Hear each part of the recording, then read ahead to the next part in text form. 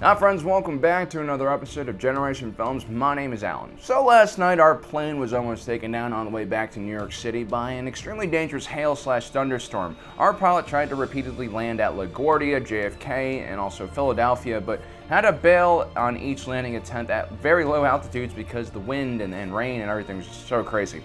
If you were in the East Coast, you guys probably remember that storm.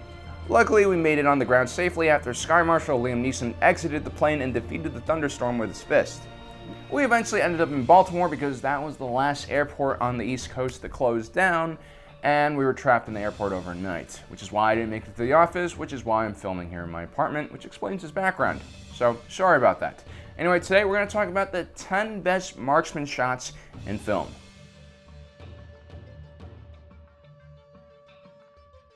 If you've ever fired a .50 caliber BMG round or been around someone who's fired a round that large, well, you know exactly how terrifying it is. Now imagine being on the receiving end of a Barrett M107 50 cal anti-material rifle. Keyword there is anti-material, not anti-personnel. Not that people don't use this thing on other people. But the real root of the Barrett 50 cal family comes not only from sniper rifles, but also from the anti-tank rifles of World War I. These guns were developed as a stopgap measure to confront the newly introduced tanks on the battlefield. Like these earlier guns, the Barrett 50 cal family was first developed as an anti-vehicle and anti-war material weapon. So, in Smoking Aces, contract killer Georgia Sykes gets pinned down in an elevator by an FBI team. Luckily for Georgia, her partner in crime and life, Charisse Waters, is armed with a Barrett M107 and starts firing on the FBI squad from another skyscraper. What ensues is total chaos. The FBI team gets cut into ribbons, bodies are flying left and right, and all they have to return fire are some handguns. And one guy even tries to use a shotgun. Ryan Reynolds perfectly sums up the futility and one-sidedness of this battle.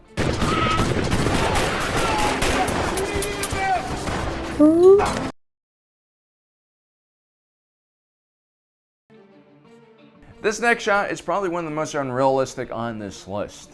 It's from the movie Wanted, where a secret order of assassins have the ability to do all sorts of crazy things, including bending bullets and shooting people from an extremely ridiculous and far distance. In this film, Morgan Freeman somehow becomes the bad guy, and on his way to assassinate the protagonist, Wesley finds out that he's been duped by a decoy. Still trying to figure out who you are? This is not me.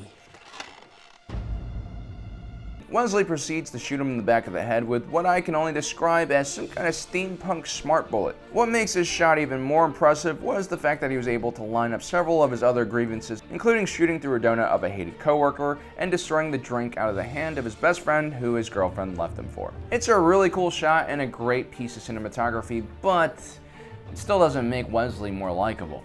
I still think he's a punk.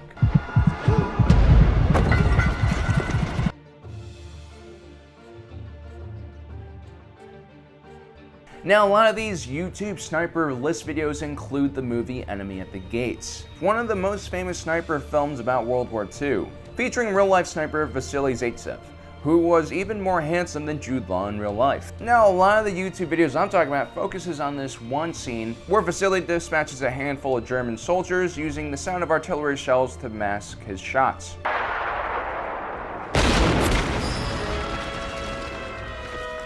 This was a cool scene and inspired many video games after it.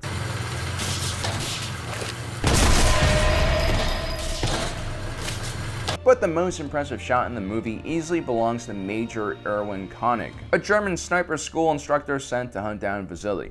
Just so now, only Vasily can confirm this actually happened. No one else has found any records about a Major Koenig, so it's very likely that this is just another piece of Soviet propaganda. Nonetheless, it makes for an awesome scene. Vasily Zaitsev and the living proof that humans did in fact evolve from apes, Ron Perlman, are holed up in a building and using a helmet to attract the attention of the dangerous Koenig. Not only does the Major not fall for this ruse, he's able to find the only exit of the position that the Russian snipers are positioned in, a small gap in the wall possibly made by some kind of explosive.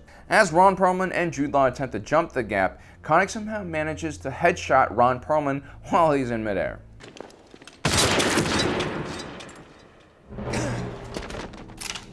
That is some next level stuff.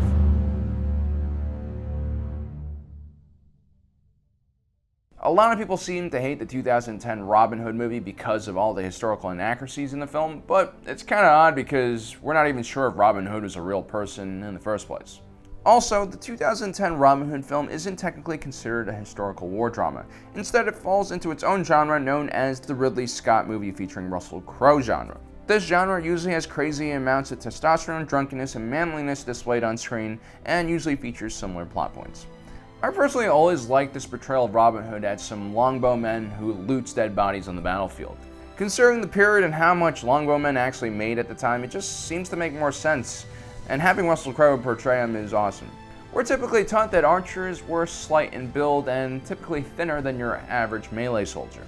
I blame it on the freaking elves, but that's actually not all that accurate. Archers were just as strong as your average melee fighter. As a matter of fact, sometimes they were larger and stronger, especially when you're talking about a longbowman. As a matter of fact, archaeologists can usually identify an archer from this period by looking at their skeletons. They usually have calcium buildups, thicker bones in the arms and shoulder blades. During the last battle of Robin Hood, Sir Godfrey, who has been plotting with the French, tries to escape from the melee on horseback, but is cut down by Robin Longstride with an oddly high arching shot from a far distance.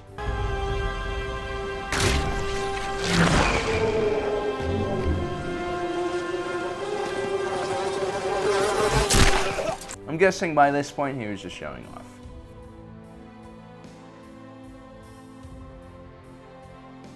American Sniper is loosely based on the autobiography of Chris Kyle, known as the deadliest sniper in modern history. As a matter of fact, American Ben actually bought me this book before the movie came out. He also made the assumption that I'm literate. Thanks, Ben. And because I have the book, I can confirm that many of the scenes in the movie did actually happen. But like any good sniper movie, you need a duel between two equals. Otherwise, it's just our hero sniper blasting away at completely unaware combatants, which might seem a bit unfair and not very hero-like to your average moviegoer. In the film, Chris Kyle faces off with a Syrian sniper named Mustafa, who also happens to be a former Olympian target shooter. Now, in the novel, Chris Kyle does briefly mention a Mustafa, but just like Major Koenig, we're not actually sure that a person like this actually existed. But he is prominently featured in American Sniper as one of the major antagonists preying on coalition forces. In one scene, Chris Kyle tags Mustafa from a distance of over 2,100 yards in order to protect his fellow soldiers. According to Chris Kyle, this never happened in real life, but he did hit a target once at 2,100 yards, which puts him in the top 10 longest confirmed kills in combat history.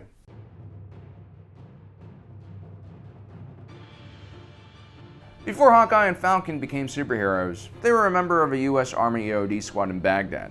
While returning to camp one day, they run into a squad of British mercenaries hunting high-level targets. Unfortunately, they come under attack from an enemy sniper and become pinned down. With multiple friendlies KIA, Falcon grabs a 50 cal and with the help of Hawkeye as a spotter manages to take out several insurgents, despite having no training with the rifle at all. This amazing show of courage and skill would only be the first of many for these two. What most people don't realize about Bourne Legacy is that it's actually a part of a larger series of movies. The movie actually starts a few years after the events of the Hurt Locker. Hawkeye had enlisted for another tour as an EOD tech at the end of the Hurt Locker, and was injured during Operation Iraqi Freedom by a roadside IED. Badly wounded, Hawkeye was selected by the DoD for a super soldier program, which would later lead into the events of Bourne Legacy. This program was called Operation Outcome, and it genetically enhanced Hawkeye, making him a superhuman on the battlefield. After a Senate investigation began looking at the legality of other super soldier programs, Hawkeye's retainers attempt to destroy him with a drone. Using his superhero-like sensors, Hawkeye manages to take out that drone with a sniper rifle. So can I get your last confirmed?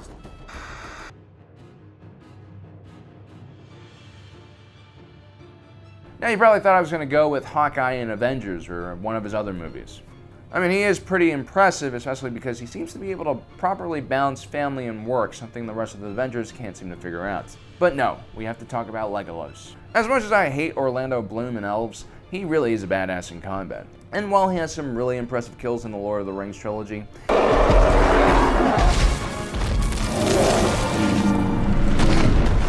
it's in the mediocre second installment of the Hobbit series, which they really should have never milked into a trilogy, where Legolas goes ham on the orcs. While Bilbo and company are floating uselessly down the river as targets, Legolas jumps from one barrel to another, casually dispatching orcs at short and mid-range in a delightful concerto of destruction.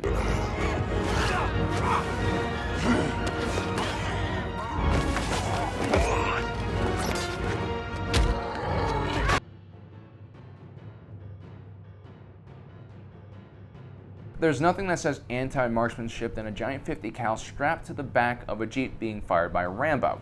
But we had to include it anyway, because this is perhaps the best display of manhood and testosterone ever depicted in a film. An older and sadder Rambo goes to town with this beast, engaging people at point-blank range to medium range. Sure, some of the damage is a bit over the top, but this is toxic masculinity at its best, and will make the most militant feminists envious of this fire-breathing phallic symbol.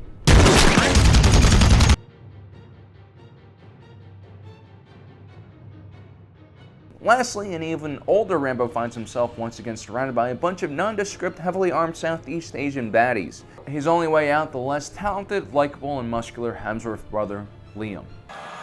Luckily, the lesser Hemsworth brother is shooting a 50 cal and manages to put down all 6 bad guys with just 2 shots, which in the long run really saves them a lot of money.